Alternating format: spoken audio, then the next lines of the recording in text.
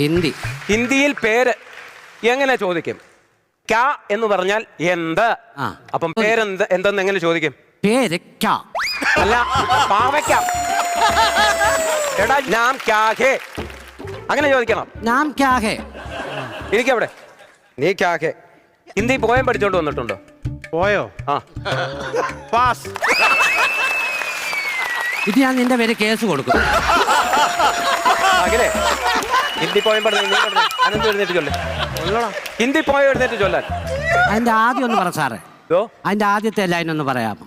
ആവോ മിൽക്കർ ഗായക ഗീത് എന്നൊരു പാട്ട് പഠിച്ചിട്ടുണ്ടോ? ഉണ്ട്. ആ, എന്നാ അതോടെ. ആവോ മിൽക്കർ ഗായേ ഗീത് ബെഡായേ ഗീത് ഗായേ ഗീത് ബെഡായേ ഗീത് ആവോ മിൽക്കർ ഗായേ ഗീത്.